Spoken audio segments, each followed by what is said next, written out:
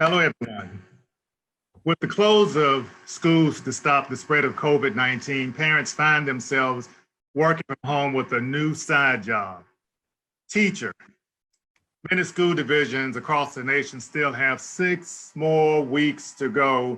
And so we want to help our alumni parents finish the school year strong.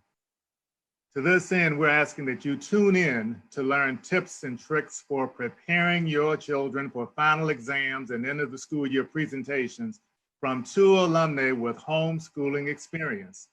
We have Cassandra Willis, an adjunct instructor here at VCU, and we also have Nicole Harris, a veteran elementary school teacher who has homeschooled her children. I'm Thomas Beatty. I'll be serving as your moderator. Presently, I'm the director of the VCU Child Development Center. Prior to that, I was an assistant professor in the Department of Educational Leadership here at VCU. And before that, I was the executive director for secondary education with Richmond Public Schools, and I was a high school principal as well as a middle school principal.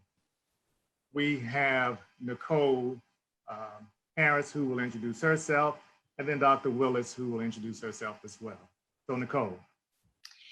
Hi, welcome. Thank you for being here this afternoon. I am a former elementary school teacher. I taught first grade, second grade, and I was a Title I reading specialist for 8 years. And after that, I've been homeschooling my children. I'm in my 10th year of homeschooling my 4 kids, ages 6, 9, 12, and 15. And I am Cassandra Willis. Like Nicole, I've been a teacher too. I've taught in Richmond Public Schools. I've been a math supervisor in 2 different divisions and also an associate principal. I'm currently the Title I specialist for Henrico County Public Schools. And as Dr. Beatty said, I'm also an adjunct instructor for VCU. Currently, I transitioned about 8 weeks ago into the role of COO of Willis Inc., where I'm trying to grapple with working full-time and transitioning my own children who are 12 and 10 from learning at school to learning at home. So that is my new career as of now.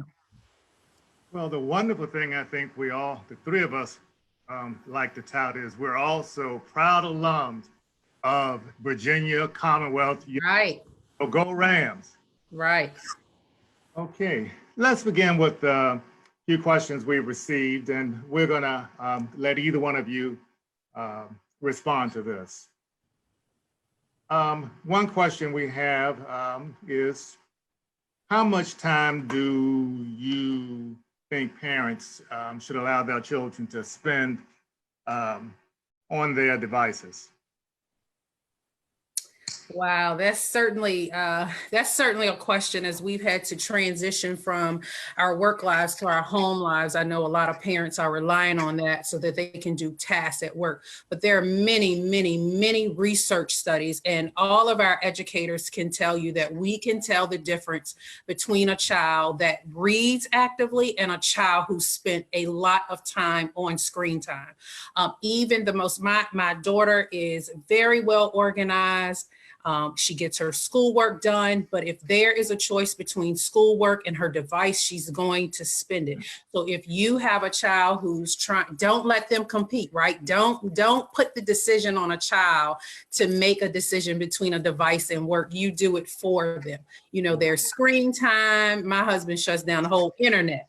You can put it on screen time. In fact, I was sharing with the committee before, I put my own phone on screen time. So 10 p.m. at night, it goes off, but you certainly need a balance. And especially if you give kids free access, remember it's the internet. So if you're giving kids free access, or even not just phones, Dr. Beatty, even if you have a child that's in their room for extended periods of time on a game system, all of those game systems access the internet. So you have to be vigilant because you don't want your kid accessing things for 10 hours at a time.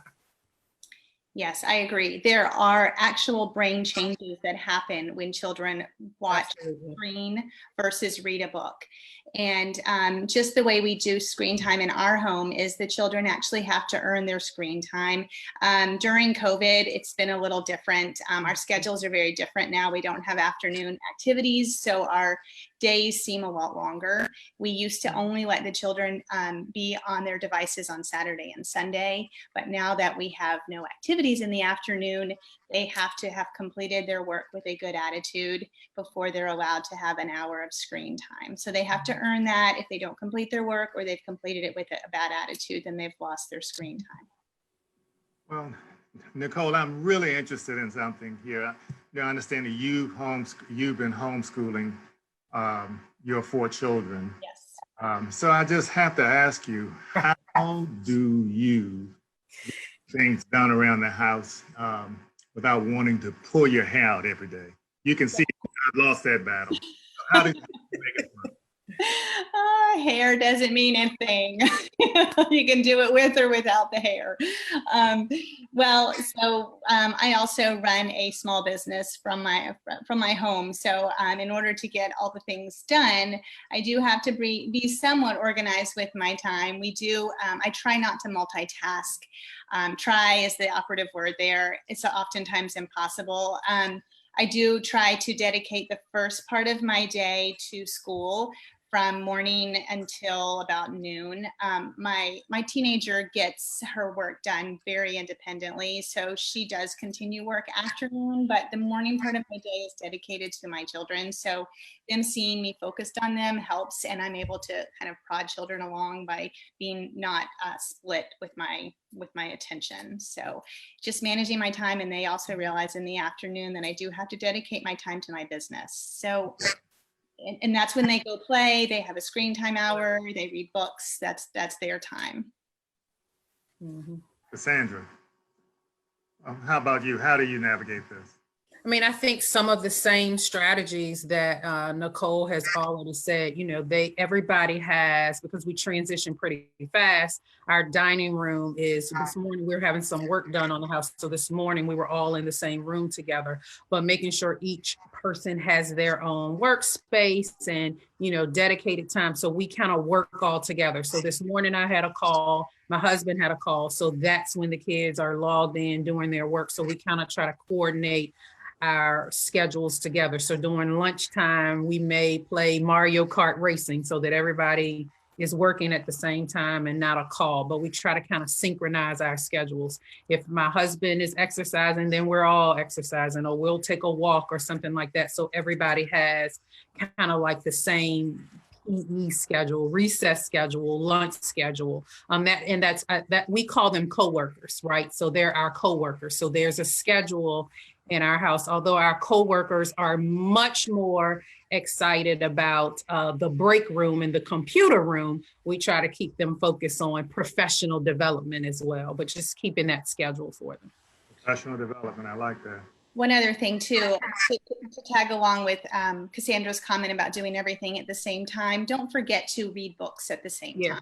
Mm-hmm. We try and have an hour in the afternoon where it's book time. I read aloud from our chapter book for the first 30 minutes, and then the next hour is independent reading. And I myself also read from a book. We all sit on the couch together and we just read. I mean, it's our own quiet time to read, and them seeing us, as parents reading models that for them. Mm-hmm. Yeah. With what's happening all across the country with COVID-19, many things have been canceled. Graduations being one of them. I know my goddaughter was dealing with that. She graduated from Hampton University yesterday. Of course, they couldn't have the commencement ceremony. So when you think about children moving from elementary school to middle school or middle school to high school, how do you mourn for something that never happened? How do you help children through something like this? Because I'm sure many of them are feeling like they've been cheated. So, Cassandra, I'm going to ask you if you feel to take this one for me. How do you help children through that?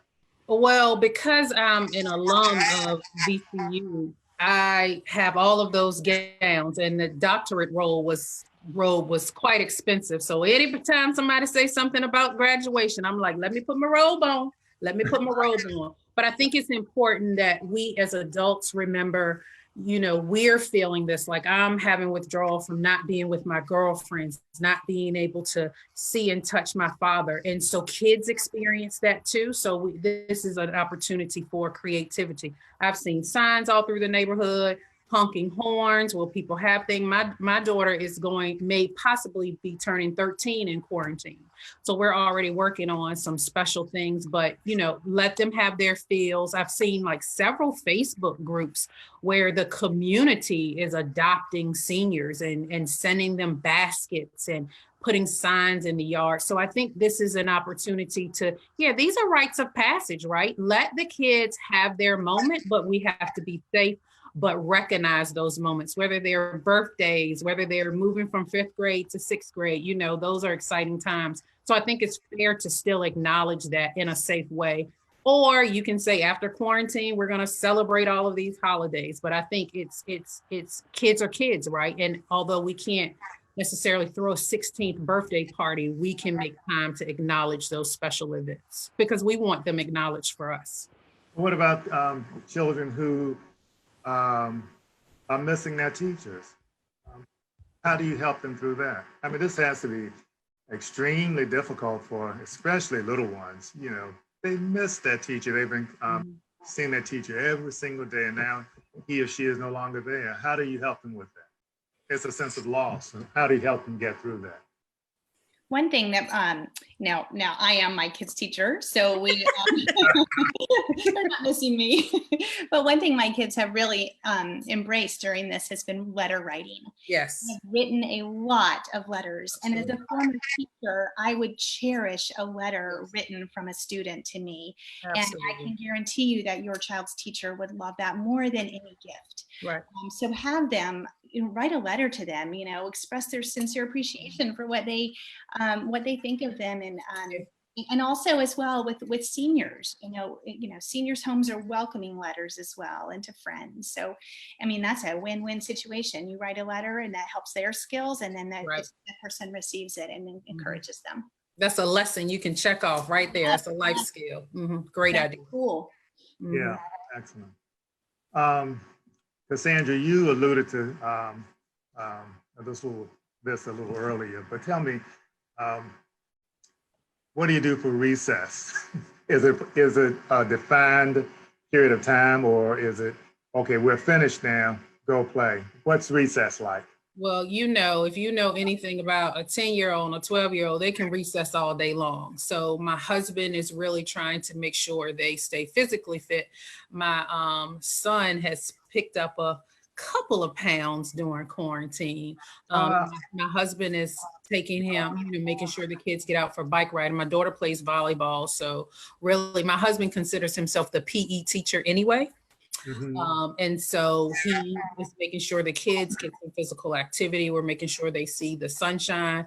He has now shifted his focus to my physical activity, which I have not welcomed very much, but we're trying to make sure that we stay healthy. Health is one of the biggest things in the pandemic, both physically and mentally, that we have to focus on with children to keep their stamina up. So just making sure they get outside, bike riding, walking, skateboarding, all of those things don't stop. And if you live in a neighborhood where you aren't comfortable with that, certainly there are things like, if you have smaller children, there are websites like Go Noodle.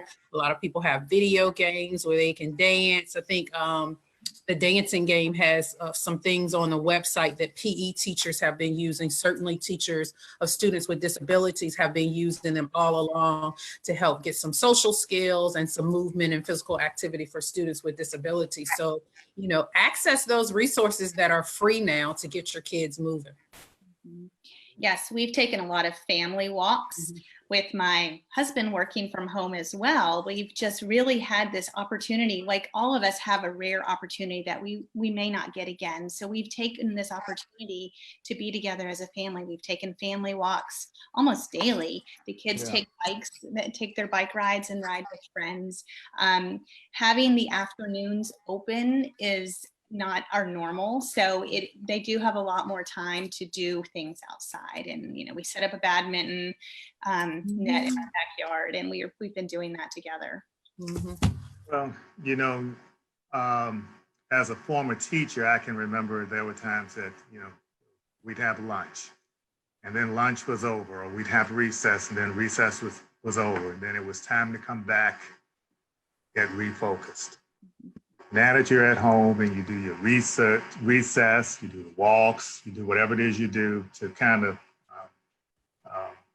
decompress, how do you get them re-energized or refocused or get them re-engaged in what it is you need them to do? Well, I have some tools at my disposal for my co-workers that they may not have at their disposal in public schools. So they just have to do what mama says. But, we try to, use fun. This is not our norm. So Nicole homeschools her children. She has a regular schedule, but for both of us, this is not our norm to be in the house 24 hours a day. So certainly we get the kids probably get about 2 hours of academic time. And then we just transition into other things. They may be working on crafts, they may be reading, they may be on the computer, they may be walking, all of those things kind of make up our day now. Lots of time as a family, just really being silly. And like Nicole said, I understand the parents who say, this is not normal. I'm ready to send my kids back to school. I get it. This isn't my norm either. But I guess I focus on, there's nothing I can do about this now. So let's just make the best of it that we can. But it takes some creativity and it takes some finagling sometimes of schedules to get everything done. Yeah. Yeah, and another thing this is giving your child the opportunity to do is manage their own time. Yeah. You can lay out a set schedule each day if you want and tell them these are the things we have to get done, and you can choose when you want to get them done, but you will not have screen time, or you will not do this until your schoolwork's done. So one of the benefits of homeschooling is that your child does develop a sense of autonomy in their schoolwork. So use that during this time. Mine work for screen time and food. Mine, absolutely. I think it's unanimous. Well, let's move this a little more broad, I guess, better term. My daughter is a high school teacher, and I see that she's still communicating with her students. So tell me, how do you help older students prepare for final exams? What advice would you give parents in helping their children work with teachers to prepare for these final exams? I think one of the beauties of the pandemic in general is that life has kind of slowed down. And so children are certainly not getting the same level of back-to-back assignments that they were getting. So this is a wonderful time to, and parents know their kids, right? The same two children that I have in the other room are the same habits I see at home are the same habits that we saw in school. So your child. If you go into your child's room every time they're supposed to be studying and they're there on their phone, that's the same thing they were doing in school. The teacher was not lying. So this gives you a great opportunity to develop a routine, help them study. And even if you don't, I hear a lot of parents say, I don't know the content, I can't help them study. Well, yes, you can, just by making sure that they are studying. Because while we're in a pandemic now, we're not going to be here the entire time. And so while school systems are giving kids multiple opportunities, right? So now you can finish your high school courses during the summer or when the school year starts again. Who wants to manage, like my daughter's in 7th grade taking Algebra 1. Who wants to manage Algebra 1 at the same time she's trying to manage geometry? Who wants to do that? So making sure they're at least logging in, whatever your school system platform is, whatever they've given you to say, hey, do this, do that, just make sure they're doing it. If you're in a school system with Power School and you're a parent that does not have Power School or Schoology or whatever, logged on. This is a perfect opportunity to figure that out because I can take my phone and at a glance, I can see what my daughter and my son are doing. But you have to read the information. I know it's overwhelming as a parent and employee of Henrico. I'm getting correspondence internally, then I'm getting the superintendent's email, then I'm getting the principal's email, then I'm getting the teacher's emails. It's a lot to manage. But if you don't read it, you will miss out on crucial information that you need in terms of plugging in and what students need to do. So, Well, as we begin to transition to summer, there are certain things, and we talked about it a few minutes ago, that are coming up. So graduation or celebration ideas. I heard the parade as one of them. What are the other things we could do to help children celebrate the moving on aspect of what has to happen? For example, children leaving elementary school to middle to high, and then children graduating from high school. How do we help them with that? How do we help them celebrate that, make it a joyous time? Because again, this is the time they're going to miss. How do you help them with that? Well, I think for me, some of it for me is philosophical. Having worked in high need schools for most of my career, I'm not the biggest person to celebrate fifth grade and eighth grade because I really want to get kids to look at graduation from high school as being the one of the goals. But I do understand that we need to celebrate. So I think I've seen a couple of people set up Zoom calls and Facebook chats and FaceTimes, cards work. I've gotten a number of cards from people that have totally caught me by surprise.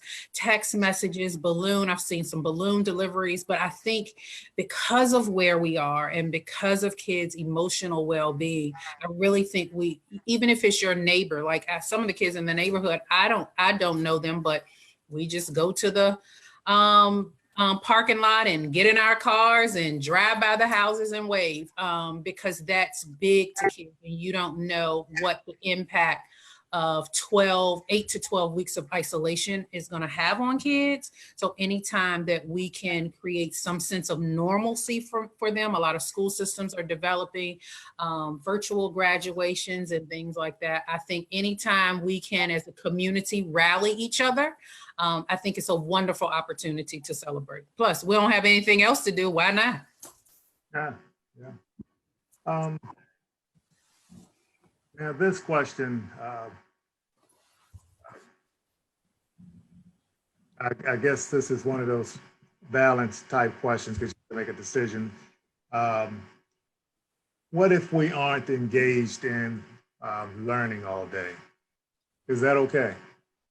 Yeah, I would actually be concerned if you were engaged in learning all day. Absolutely. You would be burnt completely out and your child would be done. So schooling at home does not look like school at school, and don't try and make it like that. You are not your child's teacher. You are your child's parent. You are a very valuable person in your child's life. So own that position and make it school at home. You engage yourself in what they're learning. I mean, ask them to tell you about what they're learning and make it a conversation that doesn't just happen for that time that you're in school or your child is in their room doing school or wherever they're doing it. Have them talk about it over dinner, tell their dad what they've read about. You don't need to be schooling all day and you're not trying to make it look like school. Since we don't need to school all day, then that means we get them to we can have them do more chores around the house. You know, we ratchet that up or. Absolutely. Yeah. Really? Okay. And look, that's part of the learning time. You know, when how much time did you spend in chores? And like Nicole said, in terms of earning your screen time, or my son was counting money in his piggy bank. So I just checked that off as math for today. You know, you have to give yourself a break, right? You know, we all want to have high expectations, but they have to be realistic. A lot of us are used to, I've had a career for 20 something years. So I'm used to going out of the house and coming back to work at a certain time. And now for the past 8 weeks, My husband and I are here together with our kids, and that is not our new norm. So while we have tried to transition and make sure they get learning, we've had a great time just being silly, just vegging out at times. So I think we have to, really, what, as Nicole said, you're not your child's teacher. So, it's just an unrealistic goal at this point. And I think asking your child what they want to do during this time is also important. It gives them some decision making. It gives them the opportunity to invest themselves in something that they're interested in that they may not have time to do during school. Right. If they want to learn how to code, that's something that a lot of my son wants to do. So find a way online. That's a perfect thing to learn how to do online. If your child wants to learn how to bake cookies or decorate cookies or things like this, that during our regular school year, and I know during school kids' regular school year, you may not have time to do this because of all the time in school and the activities after school. So let them decide what they want to do. They'll be much more interested if it's something that they choose. Absolutely. Well, I'm sure you've heard this before, because I know I hear it from children in the neighborhood. I am out and about in my neighborhood every single day of the week, and I hear these kids. The one question keeps coming up from little ones especially: when do we get to go back to school? What do you say to them when they keep asking you that? When do we get to go back to school? How do you help them understand? Well, I think, information is age appropriate. I caution parents against, you have to know the age of your kids and their developmental readiness for information. So you can share information, or you can tell your kids, I told mine school was out. Big mistake for my son, but it's okay. And saying it may be a while. And focus their attention. One of the things our pediatrician said to us one day was, when kids start worrying about adult things, refocus them on what they need to get done. So when they start worrying about, when is school gonna, what's happening in the world, just redirect them. I'm not really sure when you'll get to go back to school, but let's bake the cupcakes that you were talking about or something like that, and redirect that conversation. But depending on the age, I've told mine, it won't be before September. It won't be before September, and encourage them to call a friend, or my son sent an email to the principal, things like that. But right now we don't know. We don't have those answers. I don't know if we're going to be back in school in September or not. So I think it's fair to say to your kids, I don't really know, but let's do this. We can't talk about the political implications and what's happening with the Democrats and the Republicans. Right. Depending on the age of your kids. Like if you have a high schooler who's taking U.S. government, this is a wonderful time to talk about bipartisanship and what politics looks like. I'm heavily into that. And so my kids hear about it a lot. It's a great time to talk about disparity with the races. What is this going to look like for children who are already struggling and behind? So yeah, there's a whole lot of social issues behind the pandemic. And while we're offering parents tips, parents are worried, right? Parents are worried. The groups of students who were historically marginalized by school systems before the pandemic, it's going to hit worse and much more disproportionately after this is over. So one of the things I tell parents, if you don't do anything else, make sure they're reading. Read to them. Get an app, get Overdrive, plug into I know Richmond Public Library was offering free access to their audio books. If you sign up for a library, make sure they're reading. Don't worry about as much as the math. I know in Henrico, we are steadily preparing to work with our students now in the summer when school opens up. Like teachers, we're ready. We can catch kids up, but make sure they're reading every single day. I also think too, especially with younger children, assure them that they are safe. That they are safe in your home, that they are safe with you, because their parents are nervous. Let's just admit it. There's a lot of uncertainty. They're picking up on that, whether they're seeing it on the news, whether they're hearing the discussion with you and your spouse or your friends or whoever. They are picking up on that. So assuring them that they are safe with you and that they are okay is going to go a long way for them. Yeah. Well, we have a question from Aaron who wants to know, what resources can you utilize around your house and neighborhood to homeschool? You know, like arts, crafts, science, etc., those kinds of things. Let's see, I have a website to share with you. It's called mompossible.org. It is a website that you might find some good ideas for a school mom who is now schooling at home. As a homeschool mom, I frequently use the HEAV website. You can find a lot of information on that as well. And there are a lot, you know, Cassandra said earlier, there are so many resources now that were previously a subscription. For example, Audible. Audible now has a bank of books that you can read, and they're divided into sections for the age level of your reader, so that your child can be listening to a book every single day, a chapter book or a book that they can just enjoy on their level.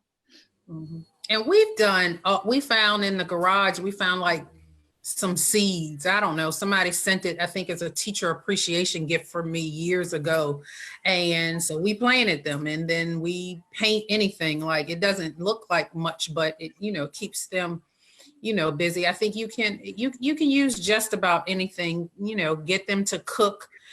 And my kids are a little bit older, so they can fix their own food, you know, but you can make, like Nicole said, Pinterest is your best friend. If you want to get a kid into social media easy, you know, let them start a Pinterest board. It's so many things that you can do. I've seen, in fact, today or tomorrow, we're going to make that quarantine, like hand painting craft that I've seen going around, where every person puts their handprint in it, just as a memory of being in quarantine. So, you know, and sometimes you have to be creative to find things for them to do.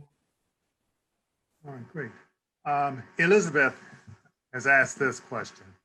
My 6-year-old child knows that he struggles with his handwriting and fine motor skills, and his teacher was really great at encouraging him. Now that he doesn't have that consistency from her, his confidence has been affected. It's not the same when the encouragement comes from us. Any tips? So my son, I can answer that, Nicole, too, if you want to add. My son is left-handed, and he's 10 and has always struggled with his handwriting. And just as the question, you know, parents, like, what do we know? But getting him to write to his grandfather, I see that my dad is on the call anyway, like, because my dad is going to rave about this handwriting. We have a letter downstairs he wrote to his cousin, but because if you get him to write to a grandparent, right, a grandparent, you know, grandparents, dad is on, they have no boundaries. So they are good ones to give encouragement to kids. For my son, we also bought him some like fancy markers and fancy pens, things that we would normally use, that a 10-year-old, and just getting him to write without the pressure, right? So, you know, I'm not getting him to write a novel, just a small paragraph to your cousin. So when you're trying to focus on developing his handwriting skills, you don't want to focus too on grammar and punctuation and things like that, because you don't want to take away the joy of it. But a postcard is fair, anything like that. What did you see on our walk today? Just to get them to write, because handwriting is one of those things, if they don't use it, they lose it too. Yes, absolutely.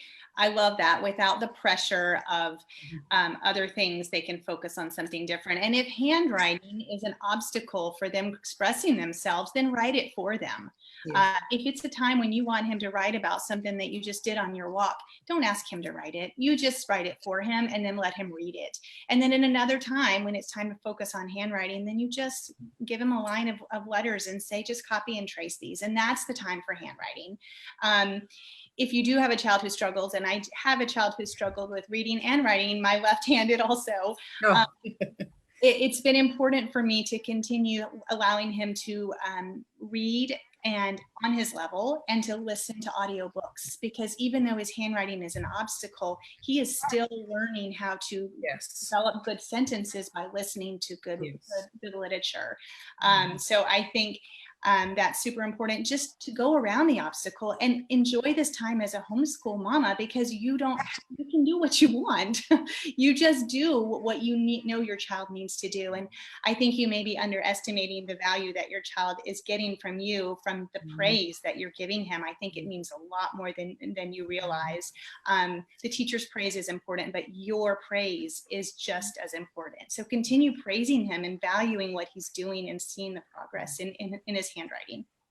Another thing we did too, Nicole, is on our refrigerator, because you can't go to stores as much. So we have a piece of paper on our refrigerator that you can write things. So when somebody goes to the rule for my husband and I, if you go to the grocery store, you get everything on the list, right? And so my son, we thought my daughter had written the list, but my son wrote it because he wants treats from the grocery store. And if we can't read it, we're not going to get it. So now suddenly it's this awesome penmanship because he wants donuts. So just thinking of creative ways, I let the kids write in dry erase markers on our dining room table, which is glass, and on our mirrors, which is glass. Now, that may not be for everybody, but allowing him to just write whenever, because he doesn't like to write. So when I get him an opportunity, he wants to be a YouTuber like every kid. And so I said, well, keep a notebook of your ideas. And all of a sudden, every day he's writing in this notebook. Now you and I, to the untrained eye, cannot read it. His kindergarten teacher, Miss Millwood, can read it. I can't read it. But it's getting him to write. That's wonderful. My son has also started writing comic books during the quarantine. Loves to read graphic novels, so he has started his own series of comic books, and I do have to edit the spelling before, because he wants to print them out and give them to his friends, which is wonderful. But I do check his spelling, and I've noticed that since he's been writing these comic books, his spelling has improved because he's using some of the same words over and over, and it's his decision to do this. Now, help me with this one, please. How can I still support my teenager if they aren't feeling motivated to log on and prep for the SAT or AP test or any other kinds of tests that may be out there? How do I help support them with that? Well, teenagers Right. are different. There's that transition, and I'm right in it, where you're transitioning from your child to a person that is not a child, but they're not an adult either. So I don't have all the answers, but I know that what has been helpful for my 15-year-old is just listening to her and asking her what her goals are. Outside of just the day-to-day work, what are your goals? I mean, graduation is great, but what do you want to do with your life? And talk about the long-term goals, because if you just keep them in that tunnel vision of tomorrow, or when do we go back to school, Right. when do I graduate, they aren't seeing a reason to do all this. So support them in reminding them of their goals. And if they get discouraged, remind them of their goal. What is their why? Why are we doing this? It may be hard to connect algebra to a teenager who wants to be a professional ballet dancer, but Right. you need it. Point out in the media. I've been watching a series with my teenager that she asked me to watch, a teen series on TV. And afterwards, we sometimes talk about the conversation that people had, and would an educated person be able to talk about something with another person if they hadn't completed US history? Would they be able, how would they sound if they didn't even know who the president was? Like, there are things that are going to come up in life that, just because it's not something you enjoyed, being able to speak as an educated person has its own value. So encourage them of that, point that out in life, point them at that out, and just focus on their goals as well. Remind them of their why in this. Yeah. And when I was teaching, of course, Dr. Beatty, you've been there for a lot of my career. I used to, because of the relationship I had with my students, I used to say they do not draft from the 10th grade. That's a rarity. So I used to tell my students, here are the things you want to do. Here are the things you need to get there. And here are some ways you see this. And this goes back to my earlier point of parents really knowing what the expectations are for school. Because if you don't know how to encourage them. So like right now, my daughter is taking some high school credits.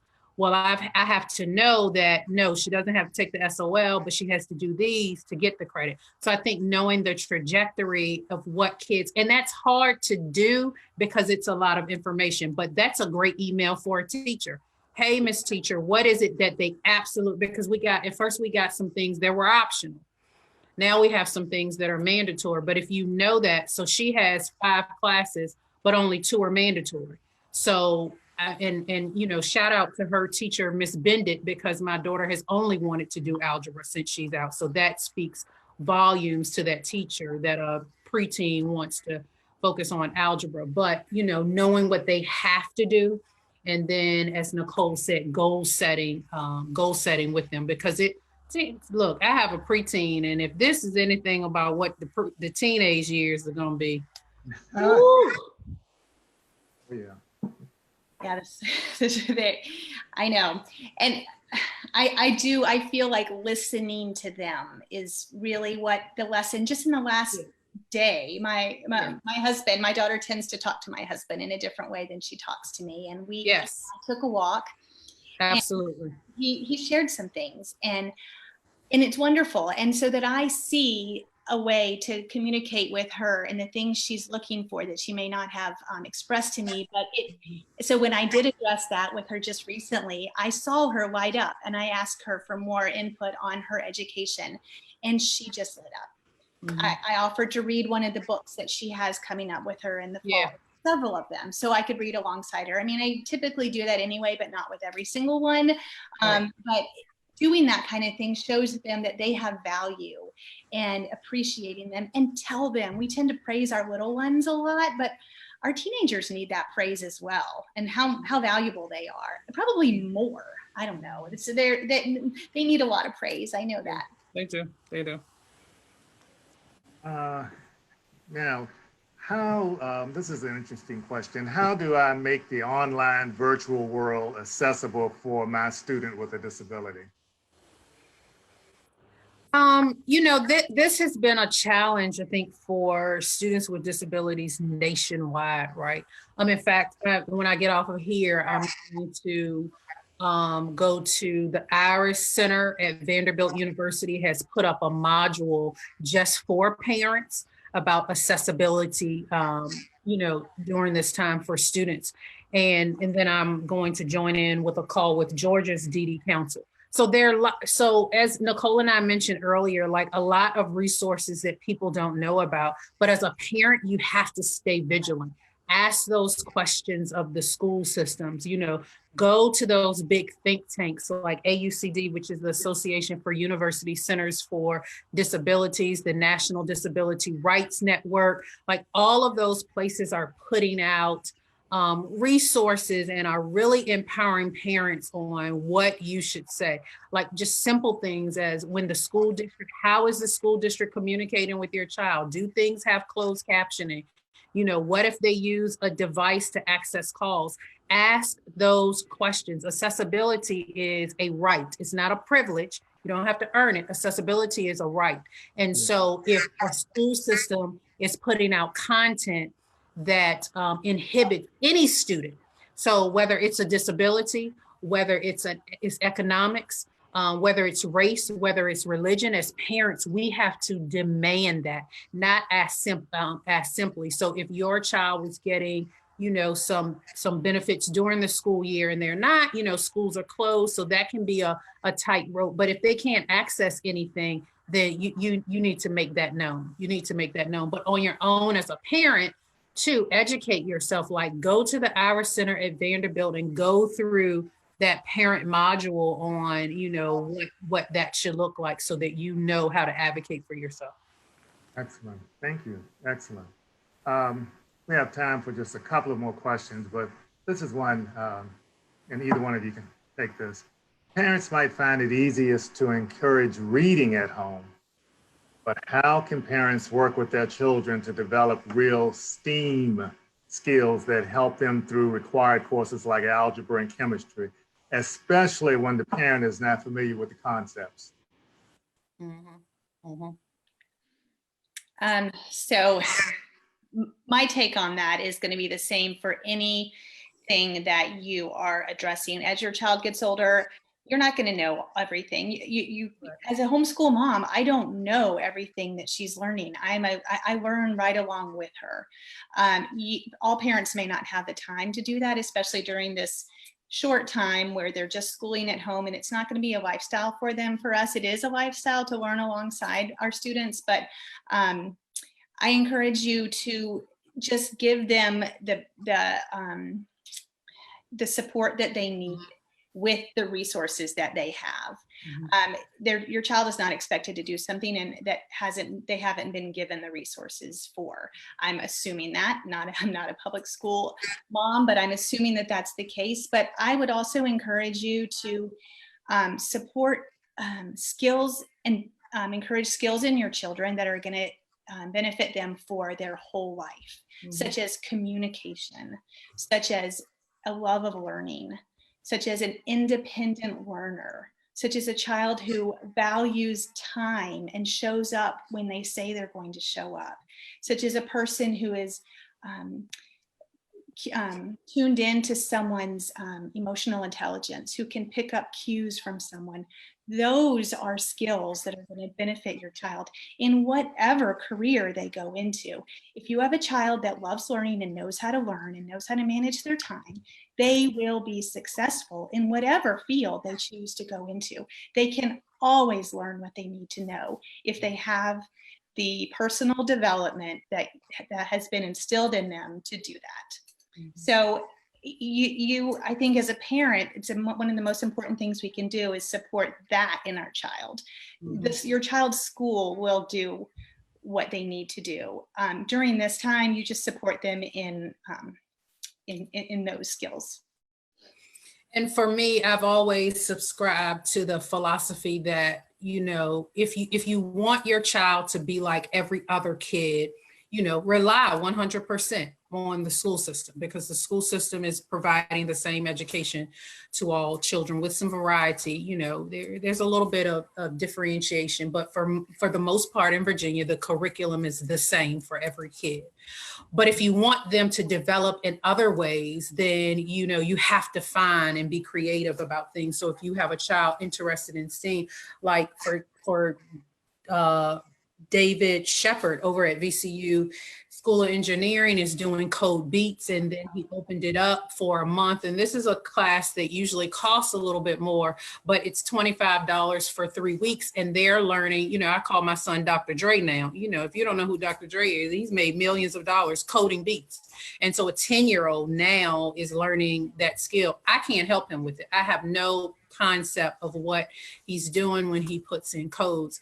But there's also all kinds of issues with disease and pathogens and CSI type of things that are free now that you can get your kids to do. We did a virtual escape room one day where we had to answer all of these questions. We sat in the laundry room in the dark, and in order to get out of the laundry room, it was something free I found on Pinterest. And then my husband likes doing minute to win it games where you just it's something you have to do really, really quickly. And then I think earlier you talked about presentations. This is a good time. Give your kids a topic, debate it, talk about it, even if it's, whether we should get Roblox or Fortnite. This is a time that you're with your kids all the time. You hear all this stuff they're talking about to develop those critical thinking skills, whether it's STEAM. There's 1,000 things on the internet. I think VCU had the children's engineering workshop with lessons. It's 1,000 things available now if you just Google at home STEAM lessons that you can easily access. Okay, excellent. So finally, and I'm going to ask each of you if you would respond to this, because I know there's a great pearl of wisdom coming from both of you. What is the most important thing to remember when teaching your kids at home? So I'll jump in, Cassandra, if you don't mind first. The most important thing, in my opinion, is your relationship with your child. This is a time of a different type of relationship with your child. Your child's not gone for 8 hours of the day and you see them during homework time. This is a time when you're with them through the good, the bad, and the ugly. They see it. They see you. You see them. Cassandra mentioned you see what they're doing in their room, maybe what they're doing at school. So accept your child for who they are.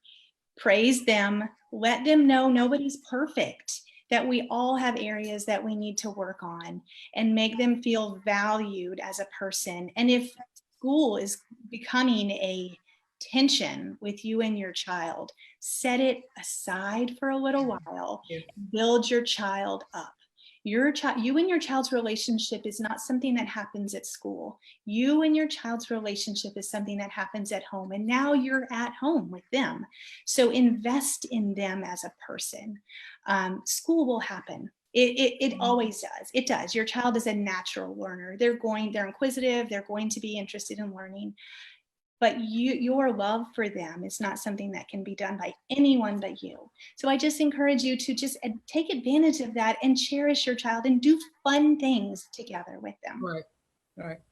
And I agree with Nicole, and also as a parent, you know, this is a super opportunity to build kids up in areas where there may be some weaknesses. Somebody said something about handwriting, organization skill, but I'm just trying to build good, compassionate, gracious human being. And so we don't get a roadmap to this, but I look at this time as being a time where I can do something differently, where I can hear my kids and see my kids in a little bit different way than I have been previously, having to work outside of the home. So use this time for that, just to love on them and just to push them, because this is unprecedented, right? Is the word we keep hearing.